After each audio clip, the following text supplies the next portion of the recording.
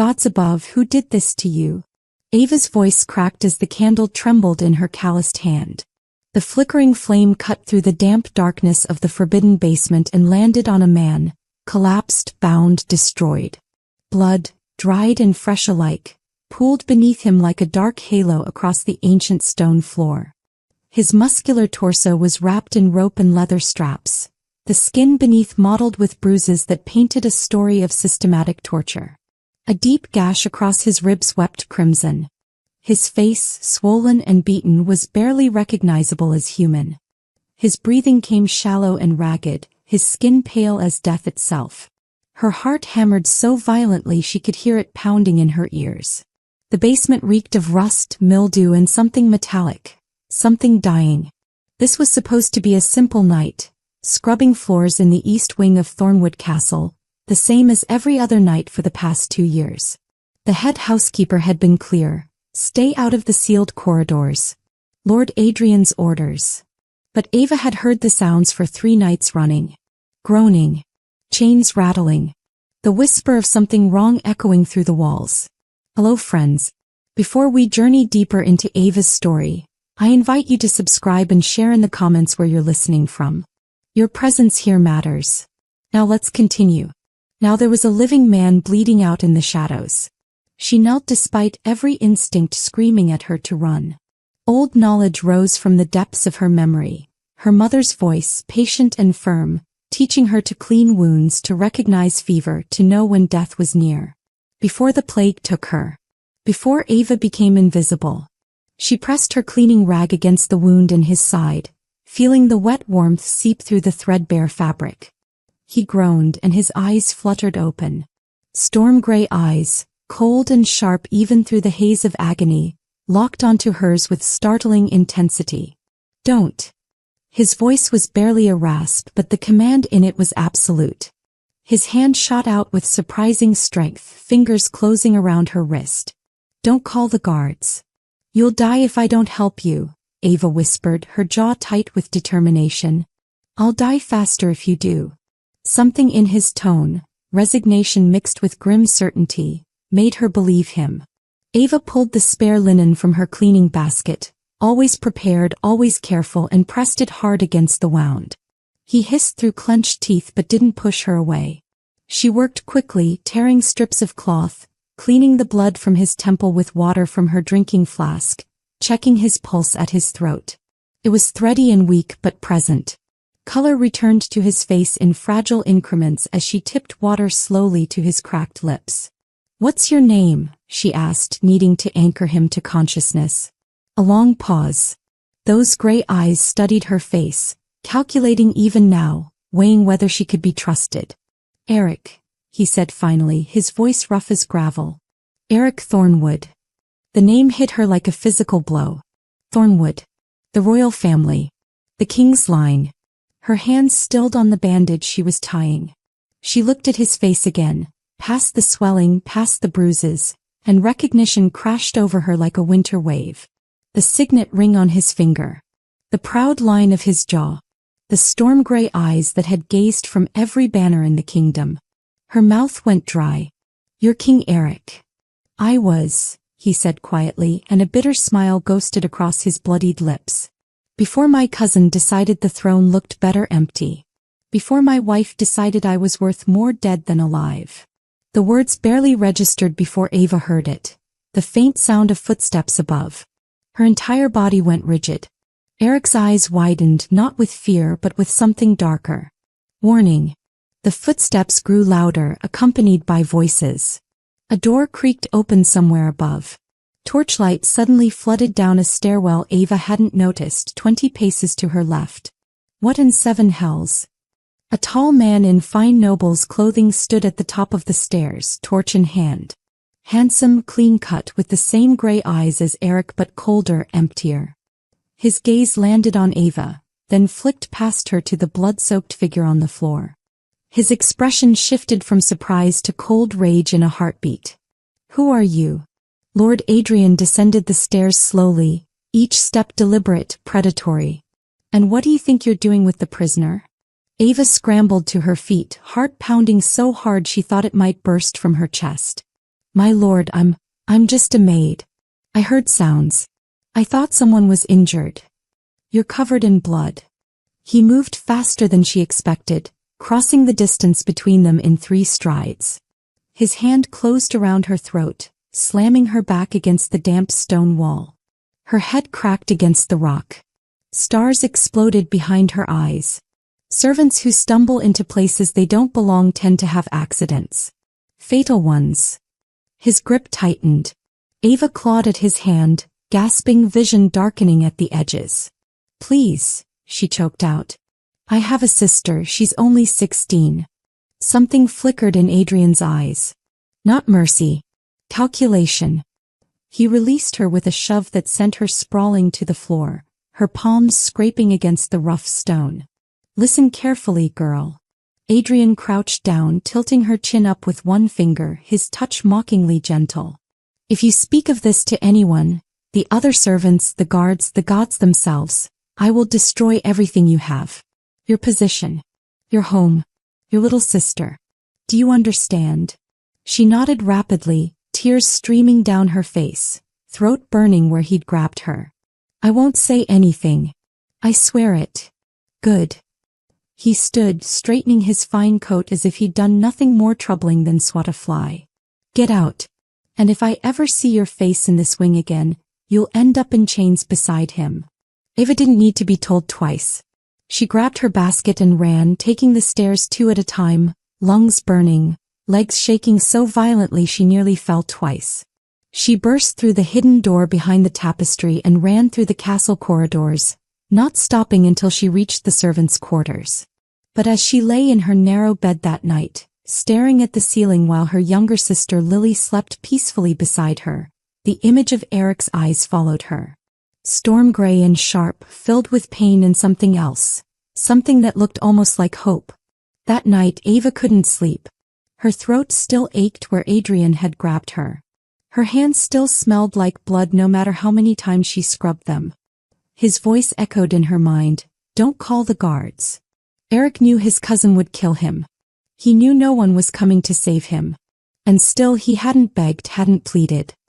He just looked at her with those gray eyes like a man who'd already accepted his fate. Ava closed her eyes, knowing she should forget. Knowing she should protect Lily above everything else. Knowing that going back to that basement meant walking into a conspiracy that could see her hanged. But she also knew, with a certainty that settled heavy and unshakable in her chest, that she had been the one in the dark once. Alone. Suffering. Praying for someone to care. And no one had come. He couldn't be that person. She couldn't walk away and live with herself. Ava opened her eyes in the darkness. Decision made. Tomorrow she would go back. The next evening, Ava descended into the basement with hands that no longer trembled. She'd spent the day gathering what she could, strips of linen torn from her own threadbare shift, a clay jar of honey stolen from the kitchen for its healing properties, a half loaf of bread she couldn't afford to spare. Lily had asked why Ava seemed distracted, why she kept staring at nothing with that faraway look in her eyes. Ava had kissed her sister's forehead and lied. Just tired, little bird. Just tired. Now, as she slipped through the hidden door behind the tapestry and made her way down the worn stone steps, her candle casting dancing shadows on the damp walls, she heard something that made her blood run cold. Voices. Multiple voices echoing up from the depths. Ava froze on the stairs, pressing herself against the wall. Logic screamed at her to run, to flee back to safety while she still could. But something stronger than logic pulled her forward. She extinguished her candle and crept down in darkness, following the torchlight that spilled from the chamber ahead. My darling husband. The voice was silk over steel, cultured and cold. Still refusing to cooperate, I see. Ava peered around the corner, her heart hammering against her ribs. A woman stood in the center of the basement chamber, elegant even in this place of suffering. She wore a gown of deepest black, mourning clothes. Ava realized with a start, perfectly tailored, her platinum blonde hair swept up in an intricate style that must have taken her handmaid an hour to arrange. Her face was beautiful in the way a winter morning was beautiful, cold, sharp, and utterly without mercy. Queen Isolde.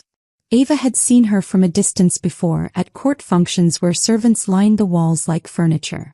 But she'd never been close enough to see the cruelty in those calculating green eyes. Eric sat slumped against the wall, his chains allowing him just enough movement to lift his head. The wounds Ava had tended the night before had been reopened. Fresh blood stained the bandages she'd so carefully applied. "Come now," Isolde continued, circling him like a predator circling wounded prey. "The ritual is in 2 weeks. All you must do is participate willingly, and Adrian has promised you'll live. Imprisoned, yes. Powerless, certainly. But alive. You were my wife." Eric's voice was raw but steady. "I trusted you." Isolde laughed, a sound like breaking glass. "You were a duty I performed admirably for 4 years. Adrian is my choice. My love. Everything you could never be." Ava pressed herself deeper into the shadows behind a crumbling pillar, barely daring to breathe. "I gave you everything," Eric said quietly. "You gave me a crown and a cold bed." Isolde's composure cracked for just a moment, genuine rage breaking through her icy exterior. 4 years I tried to give you an heir. 4 years of your alpha blood burning through my womb like poison, leaving me barren and broken. And you barely noticed. Too busy being the noble king, the strong ruler, the man who needed no one. She crouched down before him, forcing him to meet her eyes. "I blamed myself at first. Prayed to every god for a child. Then I realized, it wasn't my failure. It was yours. Your cursed bloodline that makes you strong also makes you incompatible with normal women. Adrian understands that. Adrian sees me. Adrian chose me not for duty but for love. Love." Eric's bitter laugh echoed off the stone walls. "Is that what you call conspiracy and treason?" Isolde stood abruptly, her gown swirling around her like a shadow. Guards. 2 men entered from a corridor Ava hadn't noticed. Large, brutal-looking men with dead eyes and scarred knuckles. "Remind the king of his place," Isolde said sweetly as if ordering tea. "Nothing permanent. We need him intact for the ritual. But make it hurt." What followed made Ava bite down on her own hand to keep from crying out. The guards beat Eric with methodical efficiency, ribs, stomach, face. He grunted with each blow but didn't scream, didn't beg. Just endured with the same grim resignation Ava had seen in his eyes the night before. Isolde watched with detached interest, studying her husband's suffering the way one might study an insect pinned to a board. "Such magnificent strength," she murmured. "Pity it will belong to Adrian soon. The ritual will transfer your alpha power to him, and he'll use it to become the king you never were. Strong, yes, but also cunning. Ruthless. Willing to do what's necessary." She turned to leave, pausing at the base of the stairs. 2 weeks, my love. Then you'll beg me to let you die." Her footsteps clicked up the stone steps. The guards followed, their torch flames retreating until only darkness remained. Ava waited, counting her heartbeats until she was certain they'd gone. Then she emerged from her hiding place on trembling legs, her candle flickering back to life with shaking hands. Eric lay on his side, fresh blood pooling beneath him. His breathing was labored, each inhale a visible struggle. When he saw her, his eyes went wide with something between horror and disbelief. "You," he coughed, wincing. "You witnessed all that." Every word. Ava knelt beside him, already pulling out her supplies with hands that had steadied the moment they had work to do. "Now shut up and let me help you before you bleed to death out of stubborn pride." She worked in silence for several minutes, cleaning wounds, applying honey to prevent infection, wrapping fresh bandages. Eric watched her with an intensity that made her skin prickle. "Why?" he finally asked. "You saw what she'll do. What they're all willing to do. Why come back?" Ava's hands stilled on the bandage she was tying. Memories rose unbidden, her own betrayal, her own abandonment. "I was engaged once," she said quietly. "When I was 19. To a merchant's son. My parents had just died of plague, leaving me and Lily with nothing but debts and grief. He promised to take care of us. Said love would be enough." She pulled the bandage tight, perhaps harder than necessary. "The morning after my parents' funeral, I woke to find him gone. He'd taken the last of my dowry, coins I'd hidden for Lily's future, and left a note saying he couldn't afford to marry into poverty. That love wasn't enough after all. Eric's expression softened. I'm sorry. Don't be. Ava met his eyes. It taught me what betrayal looks like. What it feels like to be abandoned when you need someone most. She sat back on her heels. I won't do that to another person. Not even a king who probably never knew people like me existed. For a long moment, Eric just stared at her. Then slowly something shifted in his face. The hardness easing, the bitter resignation cracking to reveal something raw underneath. What's your sister's name? He asked. Lily. She's 16. And you're risking your life and hers, for me. I'm risking my life because it's the right thing to do, Ava corrected. Now about this ritual. Tell me everything. Eric's jaw tightened. It's an ancient alpha rite. Requires my willing participation, or at least my broken will. If I resist spiritually, the transfer fails. So they'll torture me until I'm so desperate for death that I'll agree to anything. Then we get you out before the ritual. Eric's bitter laugh made him wince. With what army? I'm chained in an enemy's dungeon. My own guards think I'm dead. My council supported Adrian's regency. Even my wife. His voice broke slightly. Everyone I trusted has turned against me. Ava looked at him, this broken king in chains, this man who'd lost everything, and felt something fierce bloom in her chest. Not pity. Determination. You have me, she said simply. That's a start. You're a maid. I'm a survivor. She stood, gathering her supplies. I'll come back tomorrow. I'll map the guard rotations, find out where they keep the keys, learn everything I can about this ritual. And we'll find a way. Eric's eyes held hers. They'll kill you if they catch you. Then I won't get caught. Ava moved toward the stairs, then paused. Eric. Yes. You're not alone anymore. Remember that. She disappeared up the stairs before he could respond, leaving the King of Thornwood staring after her with something he hadn't felt in months. Hope. 3 days later, Ava returned to her small room in the servants' quarters to find her world crumbling. Lily lay on their shared mattress, skin the color of ash, lips cracked and bleeding. Her breathing came in shallow, rattling gasps. The other maids huddled in the doorway, whispering prayers and making warding signs against evil. Lily. Ava dropped to her knees beside her sister, pressing a hand to her forehead. Burning hot. What happened? When did this start? This morning, whispered Margaret, the laundry maid. She was fine at breakfast. Then during lunch she started coughing. By afternoon she couldn't stand. Ava's hands trembled as she examined her sister. Blood flecked spittle on the pillow. Pupils dilated. Veins dark beneath translucent skin. This wasn't natural illness. This was poison. The castle healer stood in the doorway, his weathered face grim. He pushed past the other servants and knelt beside the bed, lifting Lily's eyelid, checking her pulse. Nightshade mixed with something else I can't identify. Expensive. Sophisticated. The world tilted beneath Ava. Can you save her? The healer's silence was answer enough. Finally, he said, I can ease her passing. Make her comfortable. Yes, perhaps 3 days. Maybe 4 if she's strong. No. Ava gripped his arm. There must be something, an antidote, a treatment. There is an antidote. The healer pulled a small vial from his bag, the liquid inside glowing faintly amber. But the ingredients are rare. The cost is 50 silver pieces. 50 silver. Ava made 3 copper pieces a week. She'd need nearly 4 years to earn that much, and Lily had 3 days. The healer saw the devastation in her eyes and softened. I'm sorry, child. If I could give it freely, I would.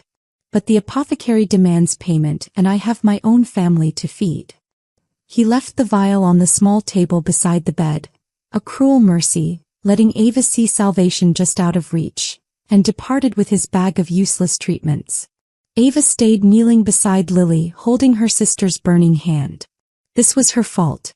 She knew it with sick certainty. Someone had discovered her visits to Eric. This was a warning. A message written in her sister's suffering. I didn't eat anything strange, Lily whispered, her voice a thread of sound. Just the bread from the castle kitchens. The bread you brought home yesterday. The bread Ava had stolen from the kitchen. The bread she'd taken to supplement their meager meals because serving the king in secret meant she couldn't work extra shifts for coin. Ava pressed her forehead against Lily's hand, tears burning hot trails down her cheeks. I'm sorry, she breathed. I'm so sorry, little bird. A knock on the door made Ava's head snap up. The other servants had dispersed, afraid of contagion or, more likely, afraid of being associated with whatever had drawn this curse down upon the Morwen sisters. The woman in the doorway was beautiful in a sharp, dangerous way. Dark hair pulled back severely. Features that belonged to nobility but wore the stillness of someone trained in shadows and secrets. She wore a servant's dress, but it fit too well, moved too elegantly. Ava Morwen? The woman's voice was silk and smoke. Who's asking? Ava stood, positioning herself between the stranger and Lily. My name is Celine Blackthorn, and I have what you need. She held up a vial identical to the one the healer had left, but this one was full, swirling with amber liquid that seemed to glow from within. Ava's breath caught. The antidote. Indeed. Celine stepped into the room, closing the door behind her. I also have information. Did you know there are listening tubes built into the old basement walls? Installed centuries ago when that chamber was used for interrogations. They channel sound up through the castle's very stones. Horror washed through Ava in a cold wave. Every word she'd spoken to Eric. Every promise. Every moment of compassion. All of it overheard. Who are you? Ava demanded. Lord Adrian's spymaster. Celine circled the small room like a cat circling a mouse. Though I prefer to think of myself as someone who sees everything, knows everything, and occasionally acts on that knowledge. I know about your visits to the basement. Every word you've spoken to the king. Every time you've defied Lord Adrian's direct orders. She held the antidote up to the candlelight, watching it catch and glow.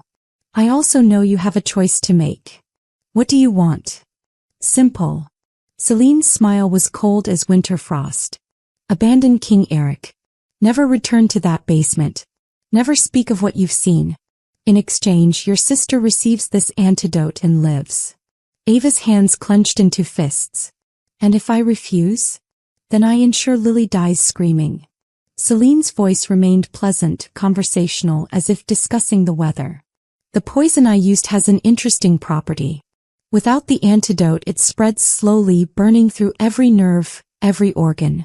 She'll feel everything. Be conscious until the very end. It's quite agonizing, I'm told. Lily moaned softly on the bed, her body racked with tremors. Ava felt something break inside her chest. The part of her that believed in justice, in right and wrong, in the possibility of standing against cruelty without consequences. Why? The word came out broken. Why hurt her? She's innocent. Innocence is irrelevant. Celine moved closer, and Ava caught the scent of expensive perfume over the smell of sickness. You interfered, the girl who still believed in fairy tales and happy endings. The only person who looked at Ava and saw someone worth loving. Then she thought of Eric, alone in the darkness, waiting for death. Believing, perhaps for the first time in months, that someone cared whether he lived or died. Her mother's voice echoed in her memory. Fear is a chain, Ava. And chains can be broken. Ava straightened her spine and met Celine's cold gaze. Give me the antidote. I'll do what you ask. Satisfaction flickered across Celine's features. A wise choice. Lord Adrian will be pleased. She held out the vial. Administer 3 drops on her tongue now, 3 more at dawn. She'll recover fully within a day. Ava took the vial with trembling hands, uncorked it, and carefully tipped 3 drops into Lily's mouth. Her sister swallowed reflexively, and within seconds, color began returning to her cheeks. Her breathing eased. The tremors subsided. She'll sleep now, Celine said. Peacefully. When she wakes, she'll remember nothing of this. A kindness, really. And if I go back to Eric? Ava had to know. If I break our agreement? Celine's smile was a blade. Then I'll poison her again. And this time there will be no antidote. No second chances. Just the slow, screaming death I promised. She moved toward the door, pausing with her hand on the latch. Oh, and Ava? I know where Lily sleeps. Where she walks. Every moment of every day. There's nowhere you can hide her that I won't find. She left, her footsteps silent on the stone floor. Ava collapsed beside the bed, watching Lily sleep peacefully for the first time in hours. The antidote worked exactly as Celine had promised. Her sister would live. But the cost was Eric's death. Ava sat in the darkness as the castle bells tolled midnight. Other servants moved through the corridors beyond her door, going about their evening duties. Someone laughed, a sound from another world, one where choices weren't impossible and survival didn't require sacrificing one's soul. She thought of Eric's words, "Why come back?" She thought of her own answer, "I won't abandon someone who needs help." She thought of her mother, dead of plague because there was no coin for medicine, no one willing to help a poor family in the lower districts. She thought of Lily breathing easily now, saved by Ava's lie. Ava stood. Her hands no longer trembled. She moved with quiet purpose, packing a small bag, the stolen kitchen knife, what remained of the healing supplies, a coil of rope taken from the storage room. She left a note on the table beside Lily's bed. "Little bird, if I don't return, go to the Morwen cousins in the Western Valley. They'll take you in. Forgive me. I have to do what's right." She knew what she was risking. Lily's life. Her own life. Any chance at safety or peace. But she also knew who she'd become if she didn't go back. What kind of person abandoned a man to torture and death because helping him was dangerous? What kind of sister she'd be if Lily woke to discover Ava had chosen cowardice? Fear was a chain. And Ava Morwen was done wearing chains. The castle was silent as death when she descended into the basement, moving like a shadow through shadows. Her candle was already lit, flame dancing bravely against the darkness. But when she rounded the corner to Eric's cell, she froze. The chains hung empty.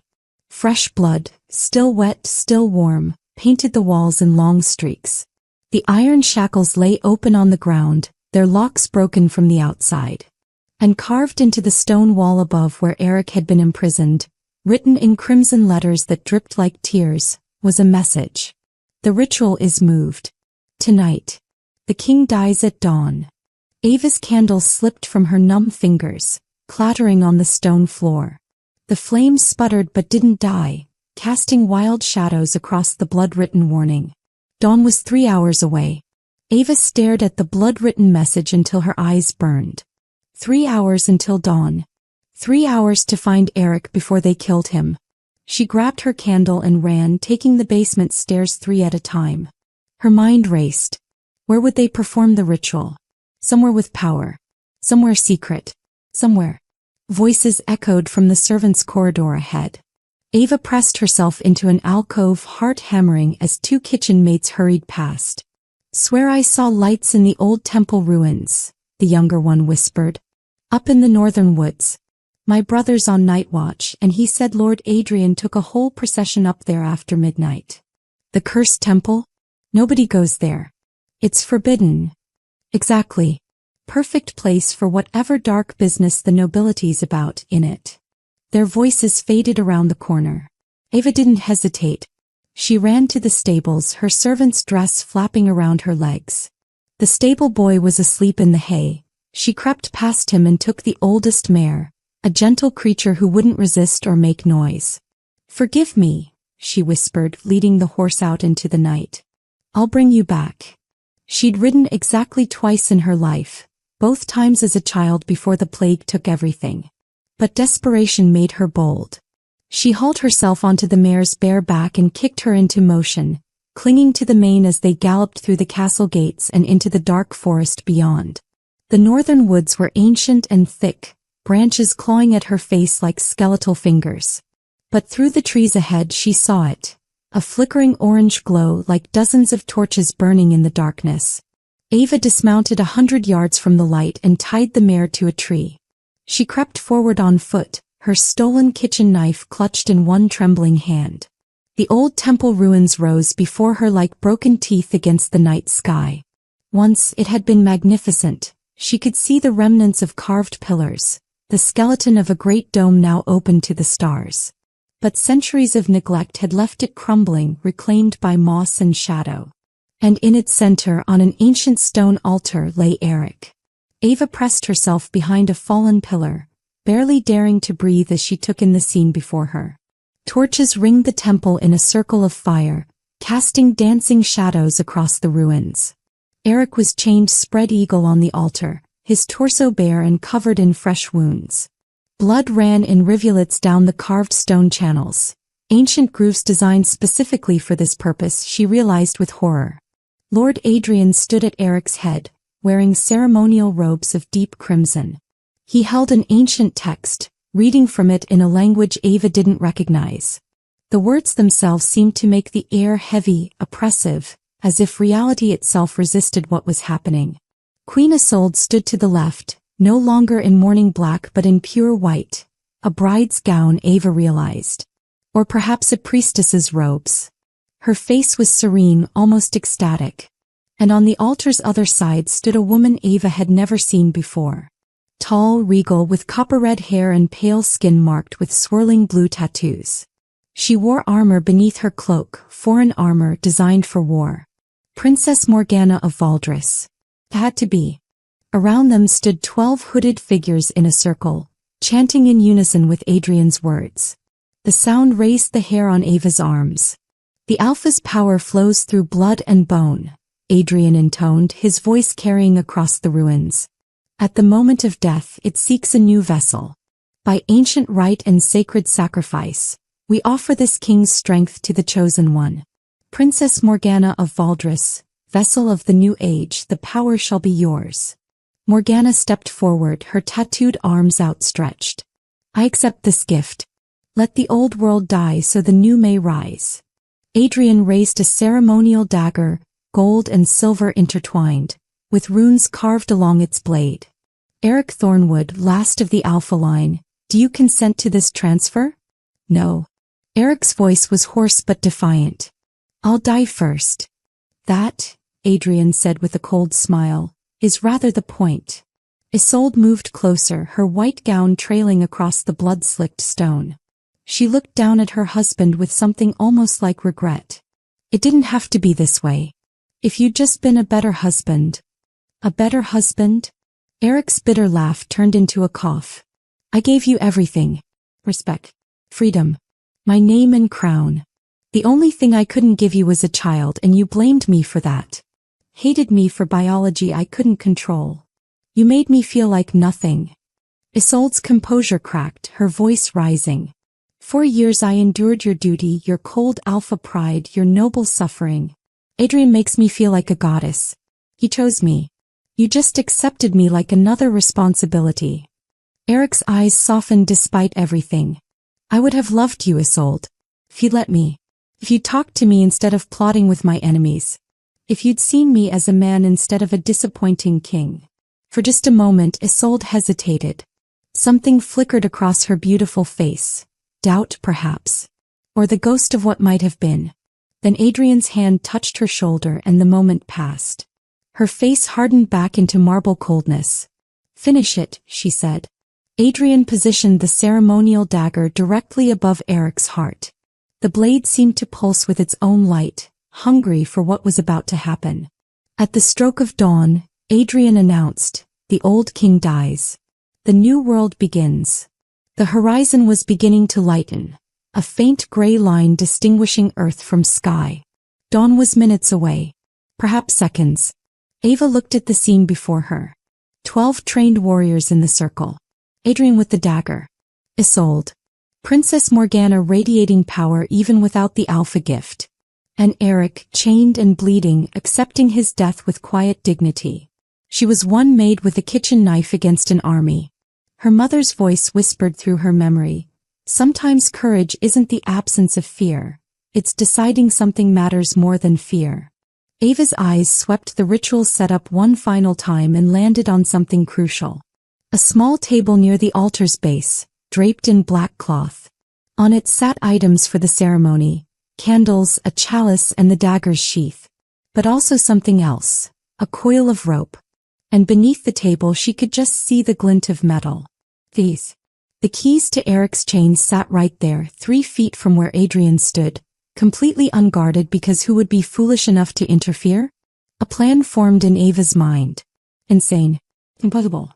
Likely to get her killed. But it was a plan. The first rays of sun broke over the horizon, painting the temple ruins in rose and gold. Adrian raised the dagger high. Torchlight and sunlight caught its edge simultaneously, making it gleam like starfire. "Goodbye, cousin," Adrian said, and there was genuine regret in his voice. "You were a good king. Just not good enough." The blade began its descent toward Eric's chest. And Ava, small and terrified and utterly determined, burst from the shadows with a scream that shattered the dawn. "Stop." 20 faces turned as one. The chanting cut off mid-syllable. Adrian's blade froze inches above Eric's heart. Every eye in the temple fixed on the wild-eyed maid in the ruined dress, brandishing a kitchen knife like a sword, standing alone against impossible odds. Adrian recovered first. He laughed, genuinely amused. "A maid? This is who disrupts our sacred ritual? A nobody with a cooking knife." "I'm nobody," Ava agreed, her voice shaking but clear. "Which means I have nothing to lose." And she ran straight at the altar, screaming like a fury. Chaos erupted like a broken dam. Guards lunged for Ava from 3 directions. She dodged the first, pure instinct guiding her body in ways her mind couldn't comprehend. The second guard's hand closed on her shoulder. She twisted, bringing her kitchen knife up and slashing across his forearm. He howled and stumbled back. "This isn't justice," Ava screamed, her voice carrying across the temple. "This is murder. Theft. Treason. Seize her." Adrian's command cracked like a whip. But Ava was already moving. Not toward safety, toward the altar. Toward Eric. She'd seen the weakness in his chains during her nursing visits. The link she'd noticed was corroded, nearly rusted through. "Ava, run." Eric's voice was raw with desperation. She didn't run. She threw. The kitchen knife spun through the air, end over end, catching the dawn light. It struck the weakened chain link with a sharp metallic ping, and the link shattered. Eric's right arm came free. The change was instantaneous. Even weakened, even bleeding, the Alpha King's power surged through him like lightning. He grabbed the remaining chains and pulled, muscles straining, veins standing out on his neck. Metal screamed. Stone cracked. The other chains burst free from their ancient moorings in an explosion of rust and rock dust. Eric rose from the altar like a man returning from the dead. "Kill him!" Isolde shrieked. "Kill them both!" 6 guards rushed Eric simultaneously, swords drawn. He fought with primal fury. No technique, no strategy, just raw survival instinct and supernatural strength. He caught one sword barehanded, ripping it from the guard's grip and turning it on another. Blood sprayed across ancient stone. Ava scrambled toward the preparation table. Hands grabbed her from behind, one of the hooded priests. She drove her elbow back into his stomach, felt him double over and broke free. Her hands closed on the ceremonial dagger. The moment she touched it, power thrummed through her fingertips. This wasn't just a weapon, it was the focus point for the entire ritual. The conduit through which Eric's alpha power was meant to flow. "The maid has the dagger." Princess Morgana's voice was sharp with fury. She drew her own blade, advancing on Ava with trained warrior's grace. "Give it here, girl. Now." Ava backed up, holding the ceremonial blade before her with both hands. "No." Morgana's sword came down in a killing arc. Ava brought the ceremonial dagger up to block. And somehow, impossibly, the ornate ritual blade held against tempered steel. Sparks flew.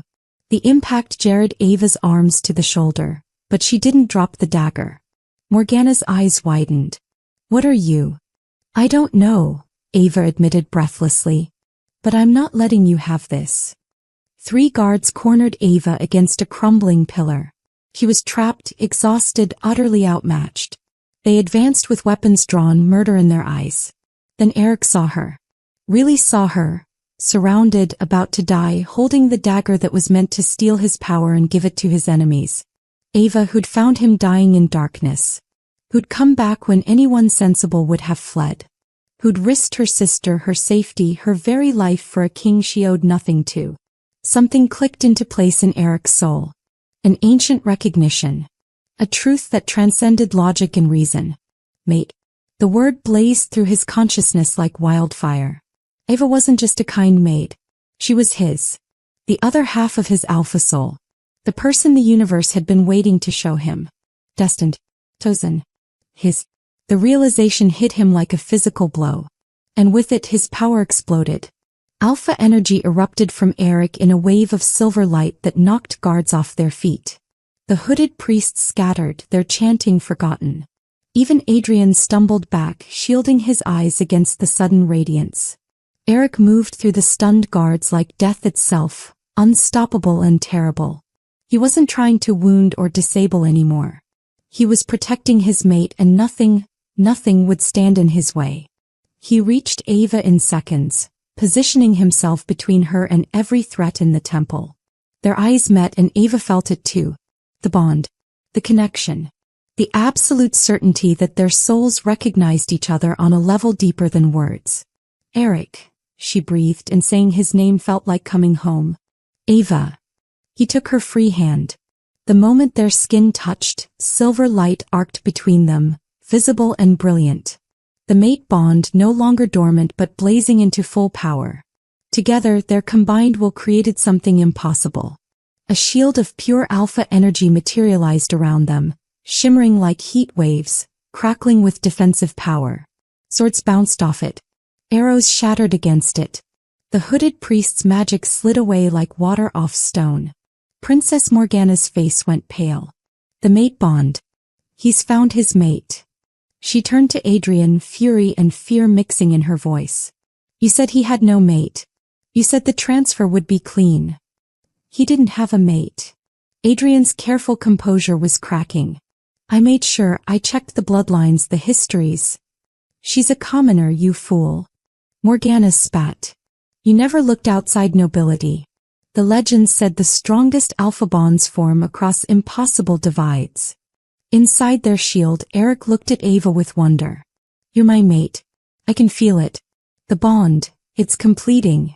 I don't understand what that means, Ava admitted. But I feel it too. Like you're part of me now. We're stronger together. Always stronger together. Eric's gray eyes held hers. Can you trust me? Completely. Yes. Then hold on to the dagger and don't let go no matter what happens. Ava gripped the ceremonial blade tighter. Eric placed his hand over hers on the hilt. Silver light blazed brighter, the energy shield expanding, pushing outward with incredible force. Guards flew backward. The hooded priests ran for the temple entrance.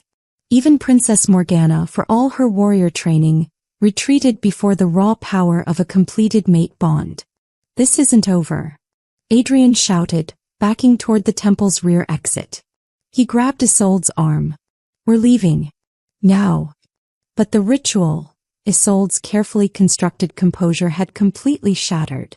She looked between Eric and Ava, something like jealousy and loss warring in her expression. She's nobody. A maid. How does she deserve? Move. Adrian dragged her toward the escape route. They fled into the pre-dawn forest, Morgana and the remaining conspirators running behind them. The temple emptied rapidly, leaving only bodies of fallen guards and the two figures still standing at the altar, surrounded by fading silver light. The moment the last enemy vanished from sight, Eric's legs gave out.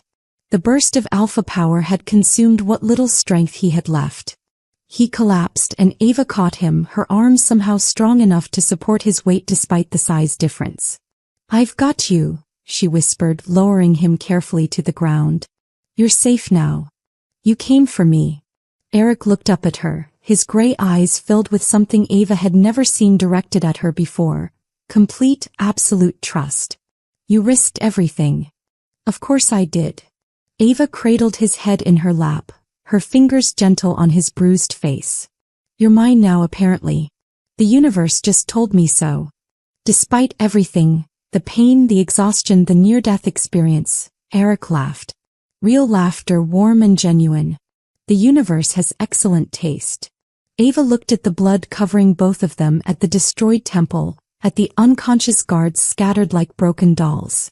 We're a mess. We're alive. Eric's hand found hers, their fingers intertwining. The mate bond hummed between them, warm and certain. And we're together. Everything else we can figure out. Dawn broke fully over the temple ruins, painting everything in gold. Ava heard it then, hoofbeats. Dozens of them. Her heart seized. Had Adrian returned with reinforcements? But the banner that crested the hill bore Eric's royal crest, and at the head of 50 mounted soldiers rode a weathered man in commander's armor, his weathered face tight with barely contained emotion. Commander Rylan had received her message after all. Ava began to laugh through her tears, the sound bright and breaking. They were saved. Against every impossible odd, they were saved. Eric squeezed her hand, his eyes falling closed. Don't leave. Never, Ava promised. I'll be right here when you wake up. And she was. Pi King. Commander Rylan dropped to one knee in the blood-soaked grass, his weathered face tight with emotion that threatened to break through military discipline. The message reached me just hours ago. I rode through the night with every loyal man I could gather. Behind him 50 soldiers dismounted as one, then knelt in perfect unison. The rising sun glinted off their armor, turning them into a wall of silver and steel. Eric, still lying in Ava's lap, could barely lift his head. But when he spoke, his voice carried the unmistakable ring of command. Rise, old friend. We have traitors to hunt. Rylan stood, his eyes sweeping the scene. The destroyed ritual circle, the unconscious guards, the ceremonial dagger still clutched in Ava's hand. Then his gaze settled on the way Ava held Eric, the protective curve of her body over his, and something shifted in his expression. Sire, he said carefully. The girl. She's. My mate. Eric's hand found Ava's, their fingers intertwining. Even that simple touch made silver light flicker between them, faint but visible. Ava Morwen. She saved my life. My kingdom. Everything. Rylan's eyebrows rose toward his hairline. He looked at Ava, really looked at her, seeing past the torn servant's dress, the blood and dirt, to the fierce determination in her eyes. Then slowly, deliberately, he bowed to her. Deep and respectful. My lady, he said. The kingdom owes you a debt we can never repay. Ava's breath caught. No one had ever bowed to her before.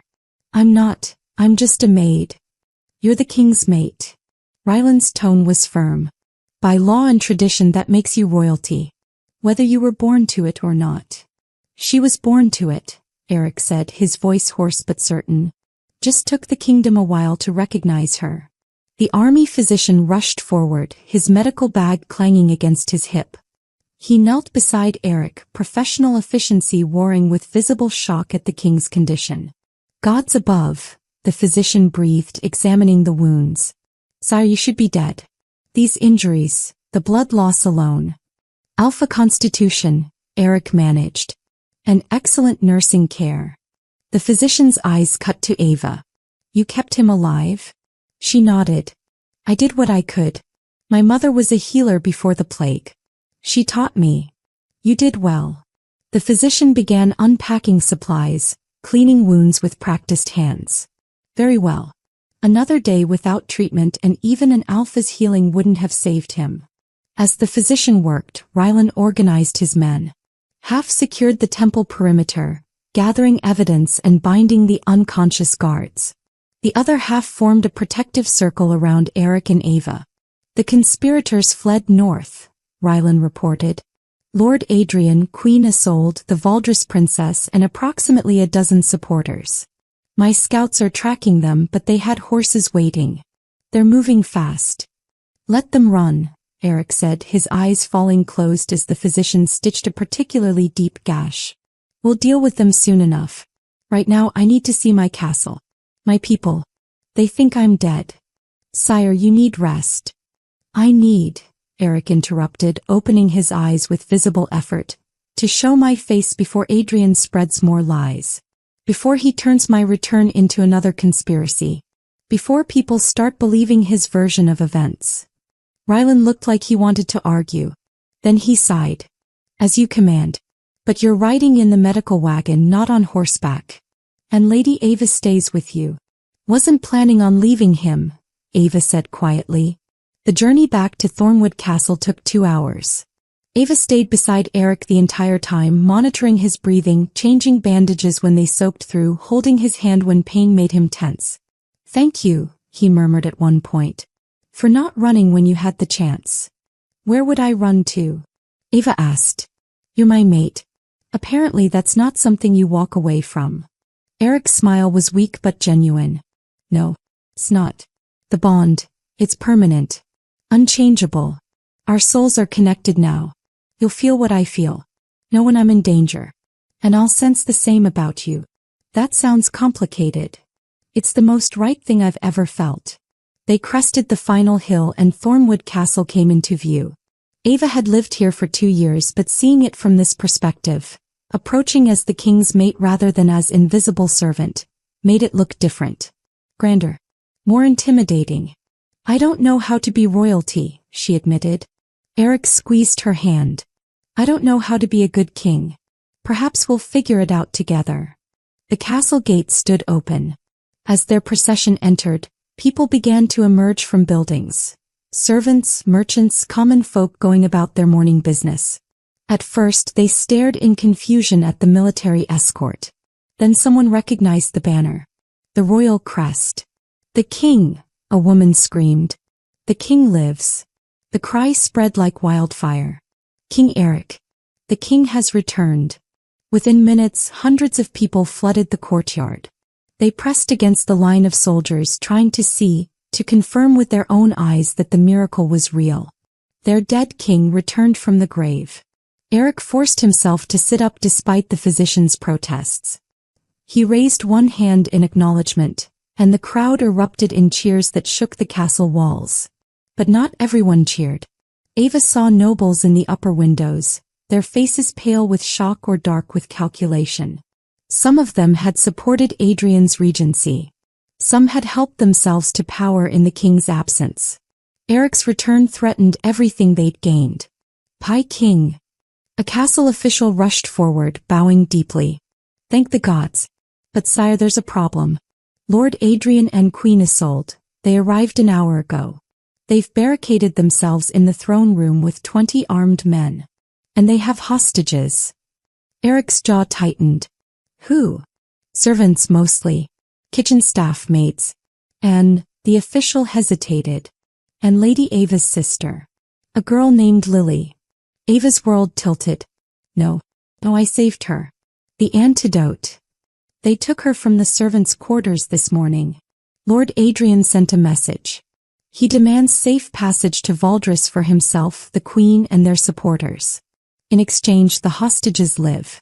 If you refuse or attempt to breach the throne room, he'll execute them one by one.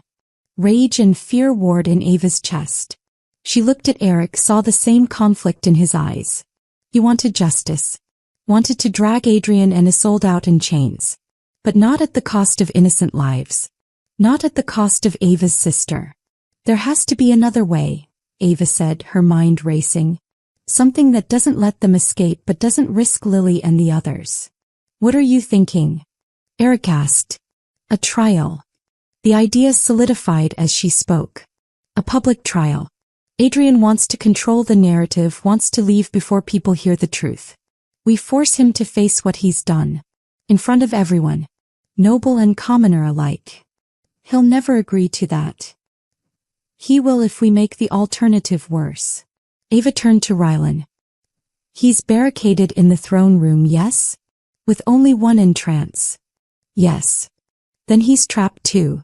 He can't leave without fighting through your soldiers.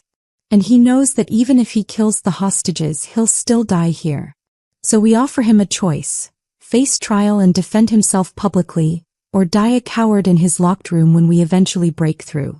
At least a trial gives him a chance. Rylan's eyes widened. That's actually clever. It's also dangerous, Eric said. Trials can be unpredictable. Some nobles still support him. Public opinion could turn against us if he's persuasive enough. Then we tell the truth better than he tells lies. Ava looked at Eric steadily. I'll testify. I'll tell everyone what I saw, what I heard, what he did. Every detail. Ava, you'll be standing before the entire court. Nobles who think you're beneath them. People who've benefited from Adrian's rule. They'll try to discredit you, humiliate you. Let them try. Ava's voice was quiet but hard as steel. I've been invisible my whole life. Treated like furniture. Like I didn't matter. But I found their king dying in the dark and I saved him. I disrupted their ritual. I took their ceremonial dagger. I'm done being invisible. Eric stared at her with something like awe. You're sure? I'm terrified. But yes, I'm sure. Then we'll prepare you. Eric struggled to his feet, waving off the physician's protests. If you're going to face the court, you'll do it properly. With me beside you. Over the next hours, Eric taught Ava everything he could. How to stand before hostile questioners. How to speak clearly without shouting. How to hold her ground when nobles try to intimidate her with rhetoric and title. They'll say you're lying, he warned. That you're seeking status. That you're a scheming commoner who seduced the king. Let them, Ava said. The truth is the truth. Finally, as sunset painted the castle in shades of blood and gold, they gathered in the great hall. The space was packed, nobles in their finery, merchants in their best clothes, common folk standing at the back, pressed shoulder to shoulder. Everyone wanted to see this. Adrian and Isolde were brought from the throne room in chains, surrounded by guards. They'd agreed to the trial, barely, and released the hostages unharmed. Lily was safe, reunited with Ava in a tearful embrace before being escorted to safety. Now the conspirators stood before the assembled court, still defiant despite their chains. Adrian wore his finest coat, his hair perfect, his posture proud. Isolde stood in her white gown, now stained and torn but still beautiful. Still cold. Eric sat on a temporary throne. His actual throne room was still being cleared, with Ava standing beside him. Not behind him. Beside him. Equal. Lord Adrian Thornwood. Eric's voice rang through the hall. Queen Isolde Thornwood. You stand accused of high treason, conspiracy to murder and collaboration with a foreign power to overthrow this kingdom. How do you answer these charges? Not guilty. Adrian's voice was smooth as silk.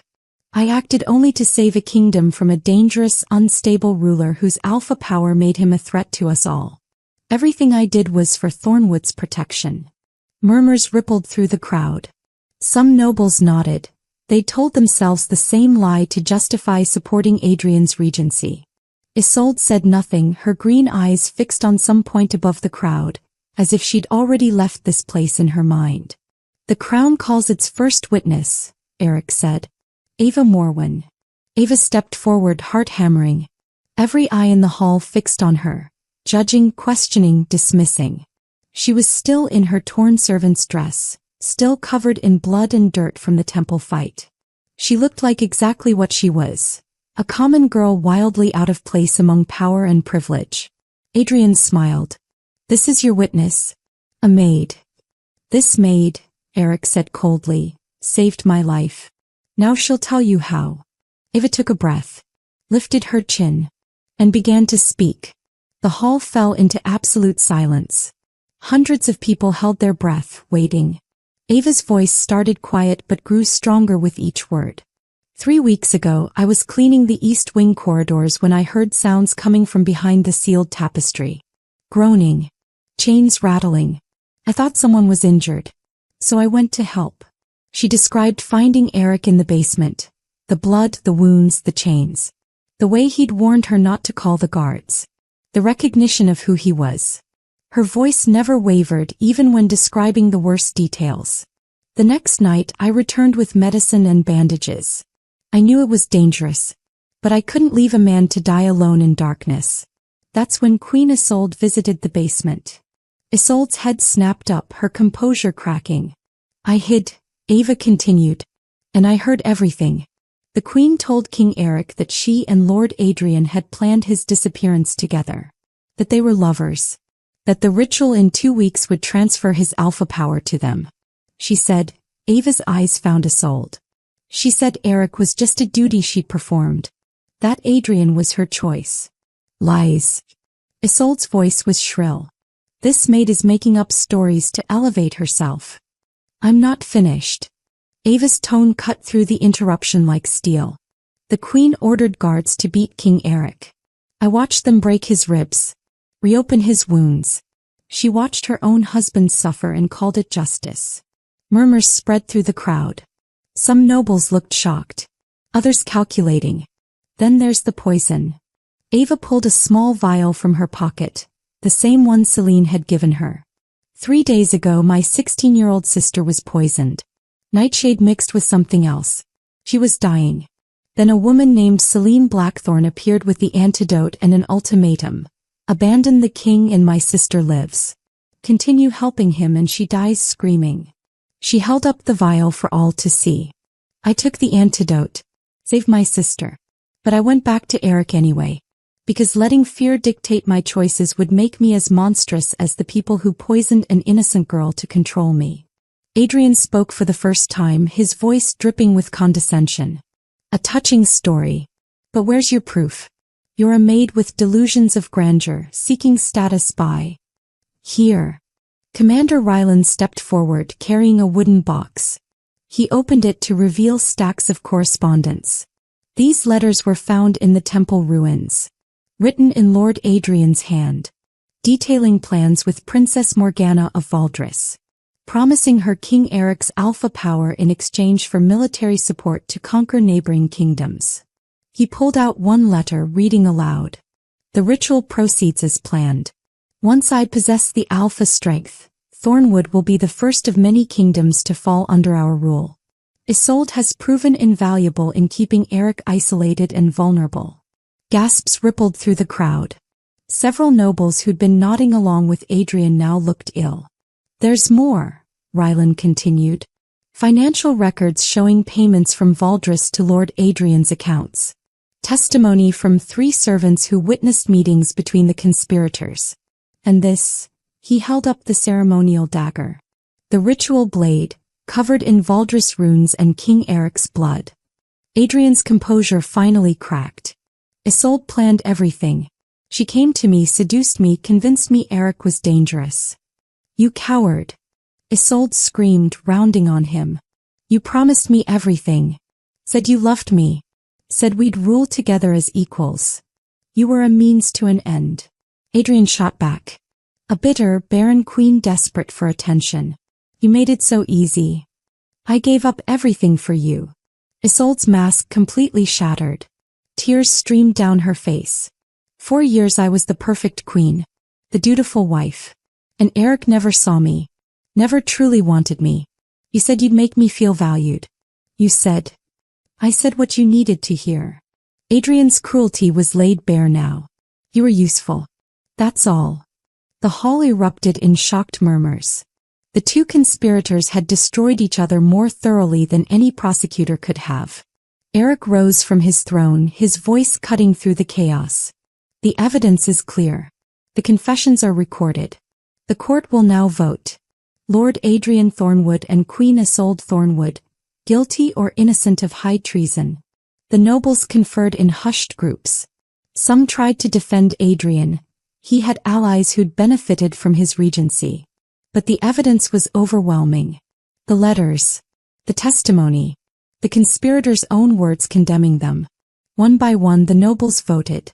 The tally was clear. Guilty of high treason. The crowd of common folk cheered. They'd seen their king nearly murdered, their kingdom nearly sold to foreign invaders.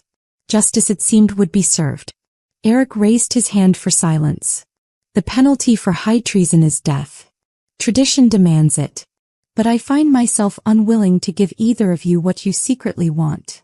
Adrian's eyes narrowed. Isolde looked up, confused. Adrian, Eric said, you wanted to be remembered as the great king who saved Thornwood.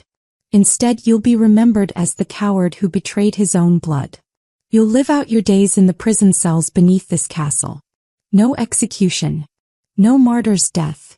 Just forgotten in darkness. He turned to Isolde. And you wanted to escape a loveless marriage. Congratulations. I grant you exile. You'll leave Thornwood forever, stripped of title and status. Go live the freedom you claim to desire. See if it brings you the happiness you thought I denied you. Isolde's face went white. You're exiling me? Alone? With nothing? You wanted to be free of me, Eric said quietly. Tao you are. That's not mercy, Isolde whispered. That's cruelty. No. Eric's voice was hard. Cruelty was watching your husband bleed and calling for more. This is consequence. Guards led them away, Adrian to the dungeons, Isolde to be escorted to the border. Both destroyed in different ways. But the trial wasn't over. Bring in Celine Blackthorn, Eric commanded. The spymaster was dragged in, struggling against her chains. Unlike Adrian and Isolde, she showed no pretense of innocence. Her dark eyes blazed with fury. Celine, Eric said, you were once my betrothed.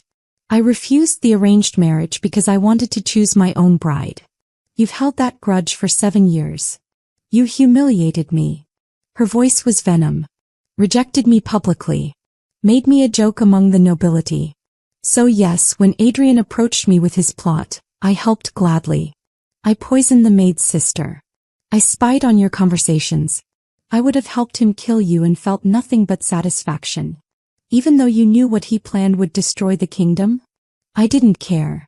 Celine's bitter smile was terrible. If I couldn't have you, I wanted you to suffer. Anything beyond that was irrelevant. Eric studied her with something like pity. Love twisted into hatred is the saddest thing I know. You could have been happy, Celine. You could have married someone who chose you freely. Instead, you let rejection poison everything you could have become. Spare me your philosophy, she spat. Your sentence is exile, Eric said. You'll be escorted to Valdris, since you've made it clear where your loyalties lie. Perhaps Princess Morgana will appreciate your talents, though I suspect she'll discard you just as easily as Adrian discarded Isolde. Celine laughed, a broken, bitter sound. You're letting me live? I'm letting you leave. There's a difference. Take your hatred elsewhere. Thornwood is done with it. She was dragged away, still laughing.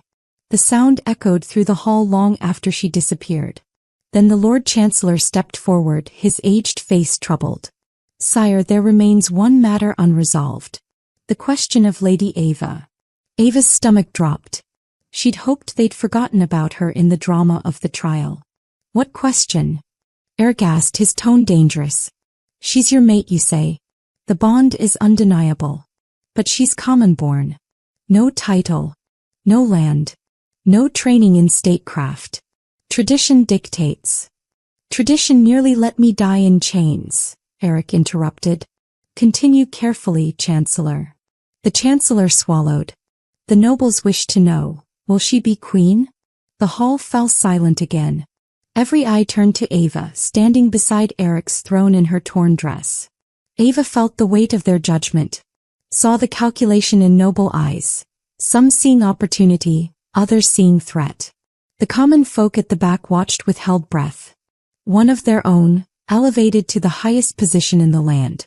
I'm not qualified, Ava said before Eric could speak. I know that. I've never studied governance or diplomacy. I can barely read court documents. I wouldn't know the first thing about running a kingdom. Murmurs of agreement from the nobles. The Chancellor nodded, satisfied. But, Ava continued, her voice strengthening, I know what it feels like to be powerless. To be invisible.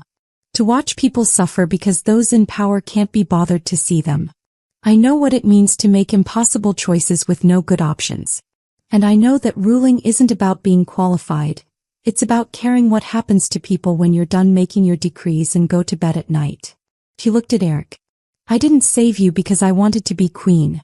I saved you because it was right. Because you were suffering and I could help. If being your mate means becoming queen, I'll do my best to learn. But I won't apologize for who I am or where I came from. The hall erupted. Nobles arguing with each other. But the common folk were cheering, shouting Ava's name. Enough. Eric's command silenced them all. He stood, moving to Ava's side. Ava Morwen is my mate. My chosen partner. She will be queen. Anyone who objects can take it up with me personally. I promise you won't enjoy that conversation. Lily burst from the crowd, running to embrace her sister. I knew it, she sobbed. I knew you'd be amazing. Ava held her sister tight, overwhelmed. I'm terrified, little bird.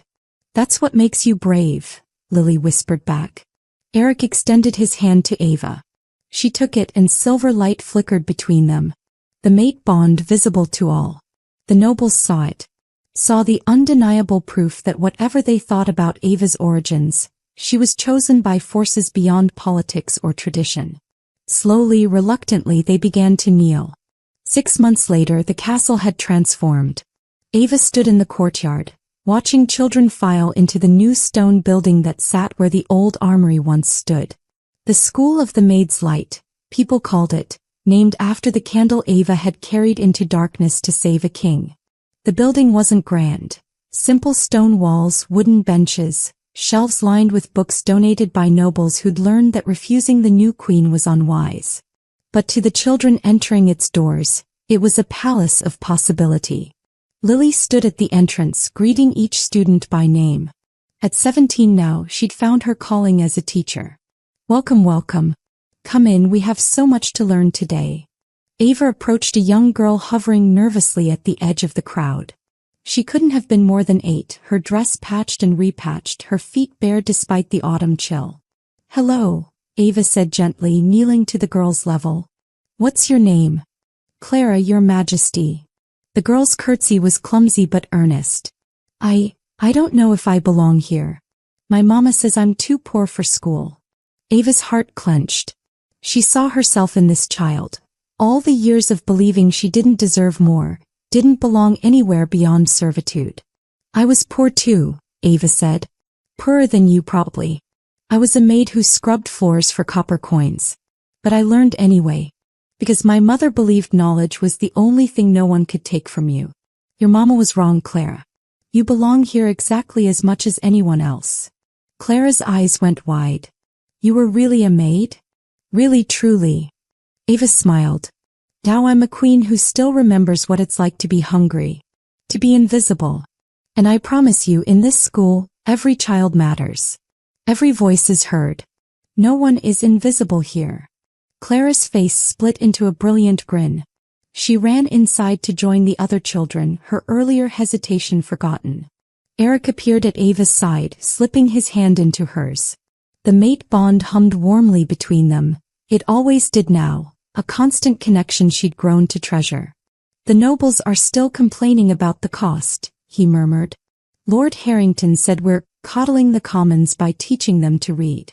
Lord Harrington can learn to live with disappointment, Ava replied. How many of these children would have died in poverty without opportunity? How many could become healers, merchants, scholars if we just give them the chance?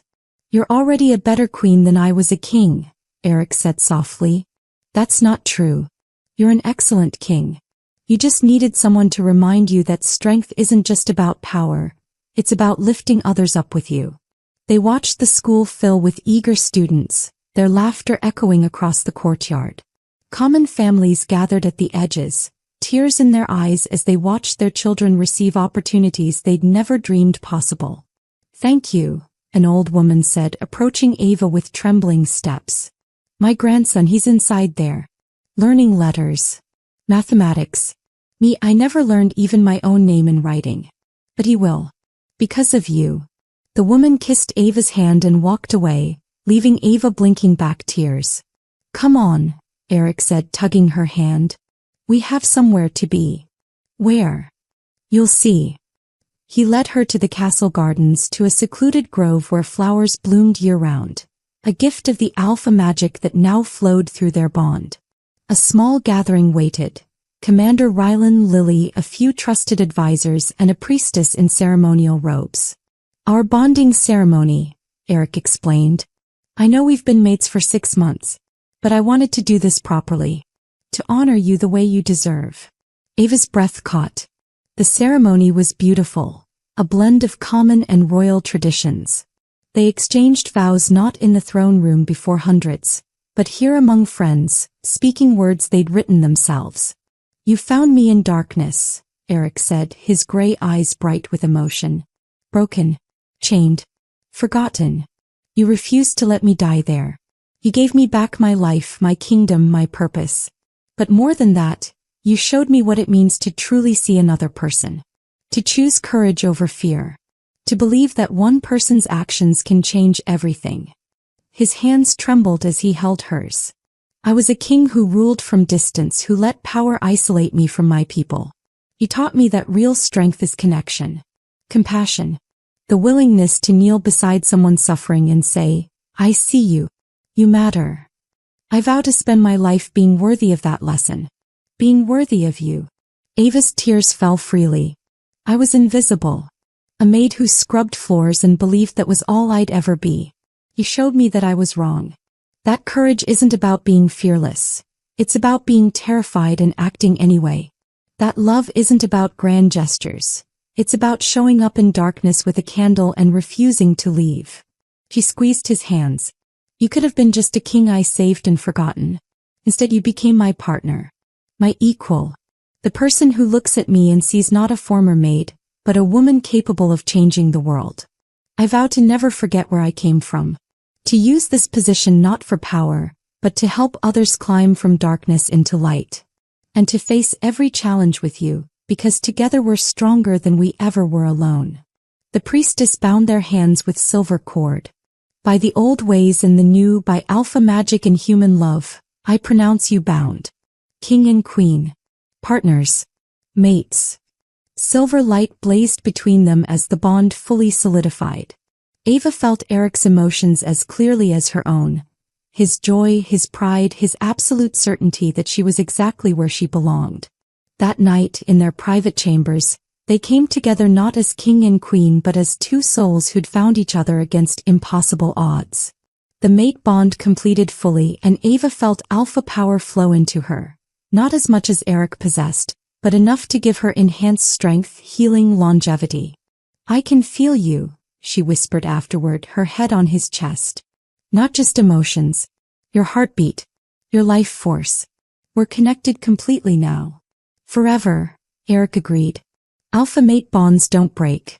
Even death won't separate us entirely. Our souls are intertwined. That should be terrifying, Ava said. But it just feels right. They talked late into the night about the future. About the reforms they wanted to implement. Laws protecting servants, fair wages, education for all. About the threats still lurking beyond their borders. Morgana hasn't given up, Eric said, his tone sobering. My scouts report she's gathering allies in Valdres. Adrian escaped prison 3 weeks ago. Someone helped him from inside. He's with her now. Ava's jaw tightened. Then we prepare for when they return. Ava, you don't have to. I'm not sitting safely in the castle while you face danger, Ava interrupted. I won't be helpless again. Teach me to fight. So he did. Over the following months, Eric trained Ava in combat. She'd never be a master warrior. She'd started too late for that, but she learned enough to defend herself. To stand beside her king rather than behind him. Commander Rylan joined their training sessions, impressed by her determination. You've got good instincts, Your Majesty. Raw talent. Another year of practice and you'll be formidable. Another year and Morgana might attack, Ava countered. I need to be ready now. They trained daily. Ava's body transformed. Stronger, faster, the alpha power in her blood enhancing what her determination began. One evening, 6 months after their bonding ceremony, Ava and Eric stood on the castle balcony overlooking the kingdom. Below, torches lit the city streets. The school of the maids' light glowed warmly, evening classes in session. We're making a difference, Ava said. Real change. I can see it. We've only started. Eric pulled her close. There's still so much to do. Tax reform. Justice system overhaul. Border security. And Morgana will come eventually. Let her. Ava leaned into his warmth. We've faced worse. We'll face her together. Eric's hand moved to her stomach where new life had just begun to grow.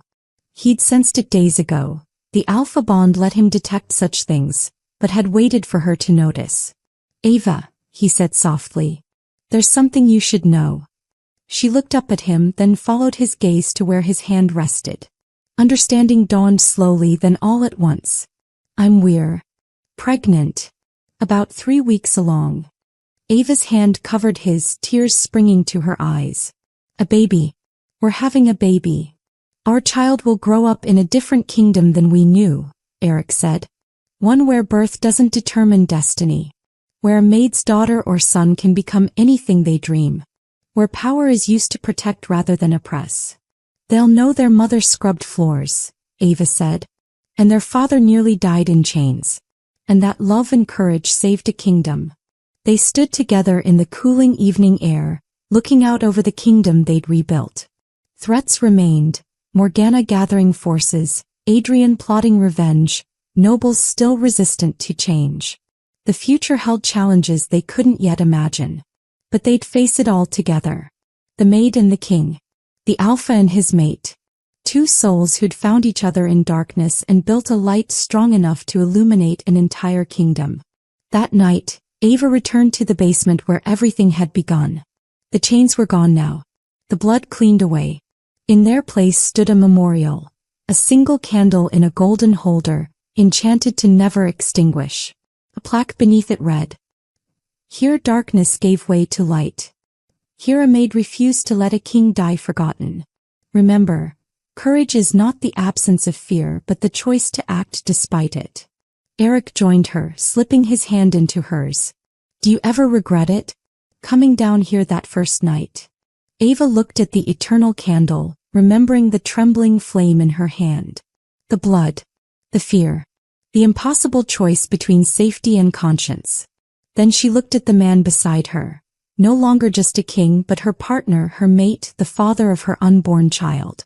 She thought of Lily teaching students, of Clara learning to read, of common children daring to dream because one maid had dared to care. "Not for a single moment," she said. Eric lifted her hand to his lips, kissing it gently. "The kingdom owes you everything." "The kingdom owes us both," Ava corrected. "We did this together."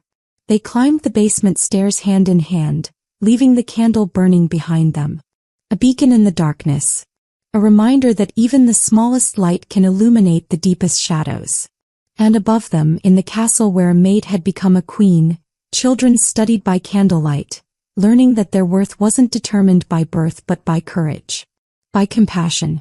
By the willingness to see someone suffering and say, "I will help." The candle burned on. And the kingdom was forever changed. The end. If this story moved you, I'd love to hear from you in the comments. Where are you reading from? What part of Ava and Eric's journey resonated most with you?